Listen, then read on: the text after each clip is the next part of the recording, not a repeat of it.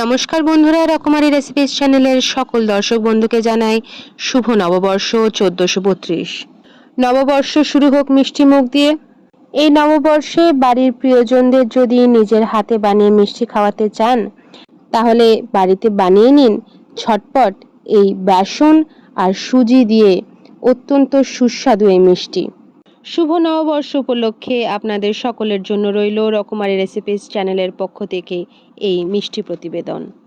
প্রথমে 250 গ্রাম বেসন চেলে নেব। কড়াই গরম হলে তার মধ্যে দিয়ে দেব আগে থেকে চেলে রাখা বেসন, ছোট এক বাটি সুজি। এইবারে লো টু মিডিয়াম ফ্লেমে কন্টিনিউয়াসলি 5-7 মিনিট মতো নাড়াতে থাকবো। যখন সুন্দর একটা বেসনের ভাজা গন্ধটা বেরোবে তখন 2 টেবিল স্পুন ঘি দেব। আবার সবটা মেশাবো। 2-3 মিনিট পরে আবার 2 টেবিল স্পুন ঘি দেব। লো টু মিডিয়াম ফ্লেমে আবার 3-4 মিনিট মতো নাড়াচাড়া করব। ভালো করে সবটা মিশে গেলে গ্যাস সিম করে 1 ছোট বাটি কাজু বাদাম গুঁড়ো দুধ 1 ছোট বাটি আর 1 বাটি চিনি গুঁড়ো দিয়ে দেব এবং মিডিয়াম ফ্লেমে সবটা নাড়াচাড়া করে মিশিয়ে দেব।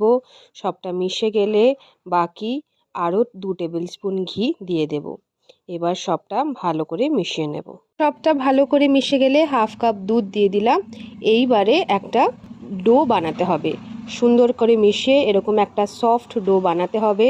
এই যে দেখো, যতক্ষণ না এরকমভাবে কড়াই থেকে উঠে যাচ্ছে ততক্ষণ লো টু মিডিয়াম ফ্লেমে নাড়াতে এরকম ডো বানাতে হবে।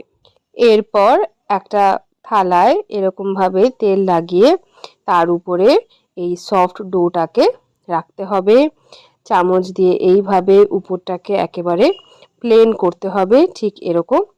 এরপরে ঠান্ডা হওয়ার জন্য অপেক্ষা করতে হবে। ঠান্ডা হয়ে গেলে, সেট হয়ে গেলে এইভাবে ছুরি দিয়ে কেটে নিজের পছন্দ মতো শেপ দিয়ে দিলেই হবে। আমি যেমন চৌকো চৌকো শেপ কেটেছি।